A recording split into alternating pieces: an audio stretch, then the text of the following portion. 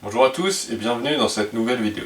Aujourd'hui je vais parler d'un autre sujet sensible, à savoir le racisme et son lien avec le darwinisme.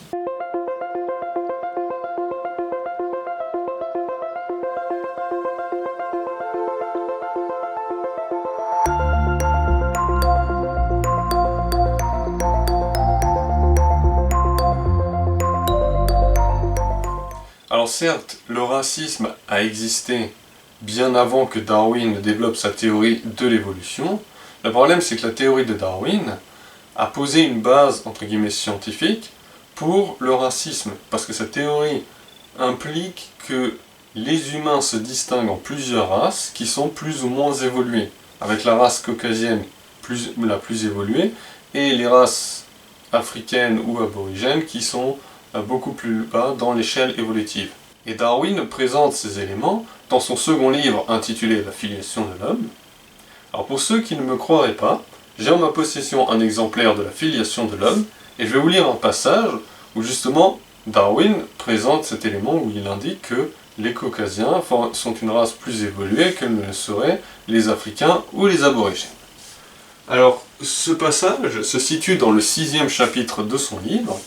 Ce chapitre est intitulé Affinité et généalogie de l'homme, et on peut y lire la chose suivante.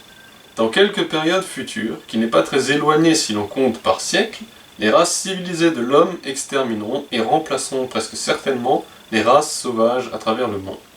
En même temps, les singes anthropomorphes, comme le professeur Schaffhausen l'a remarqué, seront sans doute exterminés. La rupture entre l'homme et ses plus proches apparentés sera alors plus large, car elle interviendra entre l'homme dans un état plus civilisé, comme nous pouvons l'espérer, que n'est même celui du Caucasien, et quelques singes aussi peu élevés que le babouin, au lieu d'intervenir comme à présent entre le nègre ou l'australien et le gorille. Donc ça, si c'est pas raciste, je ne sais pas ce que c'est. Parce que là, il est en train de sous-entendre que, enfin, sous-entend même pas, que les Caucasiens sont une race plus évoluée et que ce qu'il appelle les nègres, autrement dit les Africains et les Australiens, c'est-à-dire les aborigènes, sont plus proches des singes comme le gorille ou le chimpanzé, on pourrait rajouter, que ne le sont les Caucasiens. Pourtant, actuellement, tous les humains qui sont sur cette terre sont classifiés comme appartenant à l'espèce Homo sapiens. Donc qu'est-ce qui fait que des gens pensent qu'il y a plusieurs races humaines? Eh bien, c'est parce que les gens pensent qu'il y a des variations majeures, comme la couleur de peau, la forme des yeux, etc., qui différencient les différents groupes. Sauf que si je prends deux personnes aléatoirement sur cette planète et que je compare leur génome, on remarque qu'il n'y a que 0,2% de différence entre ces personnes, et ce, même si elles appartiennent au même groupe.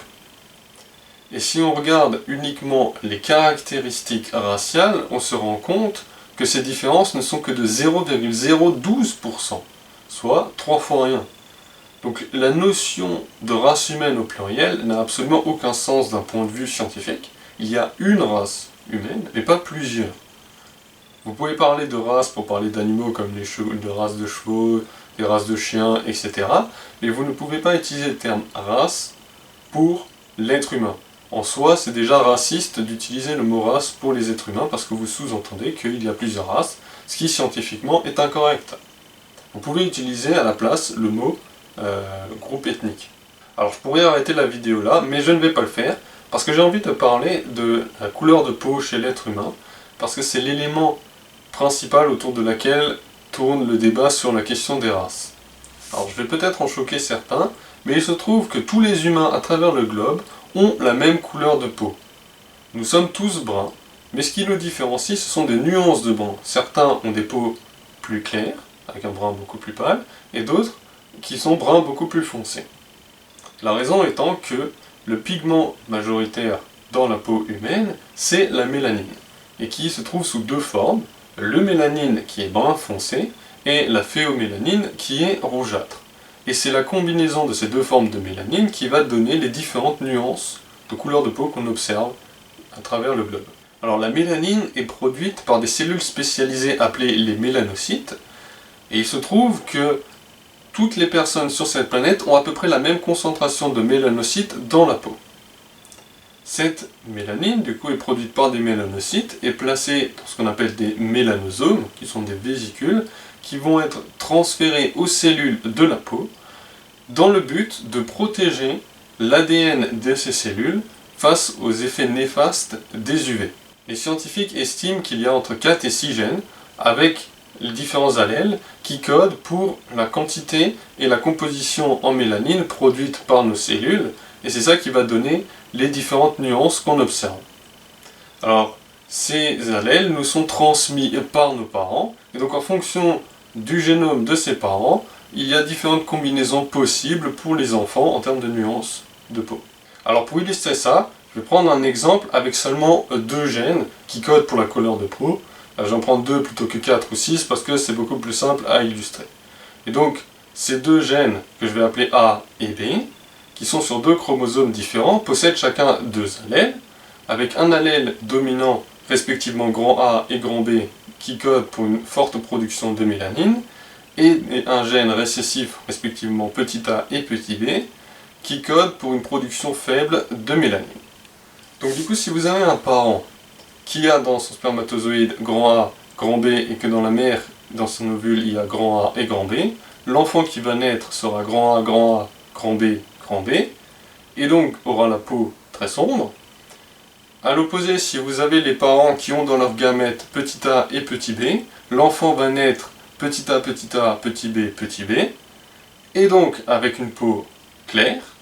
Et si vous avez un des parents qui dans son gamète a grand B, et que l'autre parent a, petit b, vous aurez un enfant qui va naître avec grand A, grand B, petit b, et donc aura une couleur de peau intermédiaire, un brun intermédiaire, qui d'ailleurs est la couleur de peau majoritaire à travers le globe. Mais alors qu'est-ce qu'on va obtenir comme résultat si on a les 2 parents qui ont une couleur de peau intermédiaire, avec dans leur génome grand A et grand B petit b?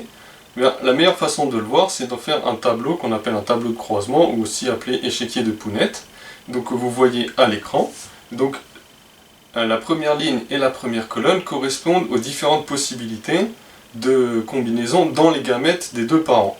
Donc comme les 2 gènes, j'ai précisé avant, étaient sur 2 chromosomes séparés, donc du coup, comme lors de la production des gamètes, chaque paire de chromosomes se sépare de façon indépendante des autres paires, vous avez les 4 combinaisons possibles dans les gamètes, à savoir grand A, grand B, grand A, petit b, petit a, grand B ou petit a, petit b. Et donc ensuite, les autres cases qui sont au milieu, vous les remplissez en additionnant les 2, la colonne et la ligne qui vont bien avec.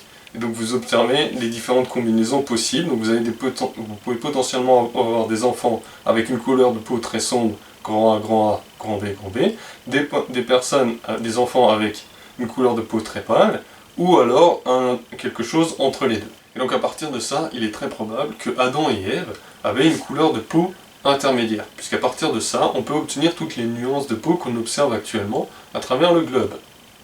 Sachant que mon exemple ne contient que 2 gènes, alors qu'il y en a entre 4 et 6, soit 2 à 3 fois plus, ce qui permet encore d'avoir une plus grande palette de nuances de couleurs. Et puis du coup, Adam et Ève ont une descendance qui commence à occuper la planète, qui ensuite est réduite à 8 personnes suite au déluge, donc Noé et sa famille, qui très certainement étaient également de bruns de peau intermédiaire. Et donc après le déluge, comme toutes les personnes présentes avaient la même langue et qui vivaient globalement dans la même région, il y avait moins de barrières pour permettre les mariages, et donc les caractéristiques étaient moins marquées que ce qu'on a actuellement.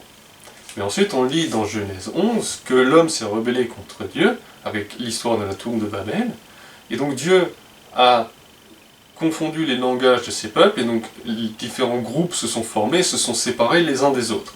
Et donc, la répartition allélique que vous pouvez obtenir dans ces groupes ne sont pas forcément la même que ce que vous avez dans le groupe, dans la population de base. Par exemple, vous pouvez avoir un groupe où les individus sont majoritairement à la couleur pâle, ou alors un autre groupe où la majorité des personnes ont une couleur de peau plus sombre, un autre groupe où vous pouvez avoir des personnes avec une couleur de peau plus jaune, et puis avec les yeux bridés, et ainsi de suite. Donc, ce qui permet d'obtenir différents groupes à travers le monde, à laquelle peuvent se rajouter la pression de sélection et des mutations pour accentuer cet effet. Parce que par exemple pour la mélanine, a un effet pour protéger la personne contre les UV. Donc du coup des personnes à la peau plus sombre sont plus avantagées dans des pays où il y a un ensoleillement important, comme en Afrique, près de l'équateur, puisque du coup, il y a beaucoup plus d'UV, leur peau naturellement sombre les protège mieux que des personnes à la peau plus pâle, qui eux risquent plus facilement de développer des cancers de la peau et d'en mourir.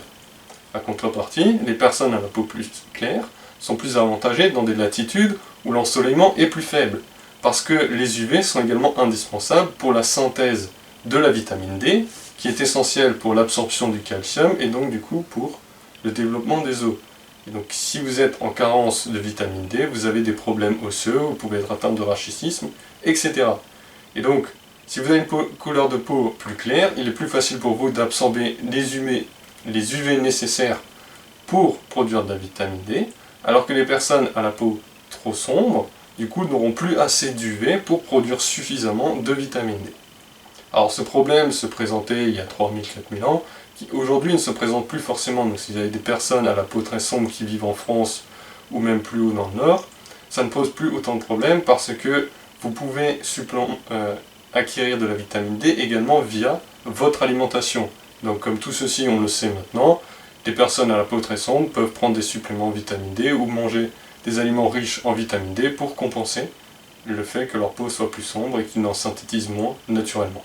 Et en plus du coup, il y a des barrières linguistiques et géographiques qui se sont formées, qui ont fait que certains allèles qui n'étaient pas présents dans certains groupes n'ont pas pu y être adjoints via un mariage entre une personne avec une autre personne chez qui cet allèle est présent, parce que du coup les personnes ne se comprennent plus ou sont beaucoup trop éloignées l'une de l'autre. Ce qui a encore accentué l'effet d'isolement, en quelque sorte, et du coup d'accentuer les caractéristiques ethniques qu'on observe dans les différents groupes actuellement. Au final, il n'y a aucune justification scientifique pour le racisme. Parce que même si certaines différences sont particulièrement visibles et sont très visuelles, génétiquement, elles représentent 3 fois rien. Il y a 2-3 gènes qui peuvent changer.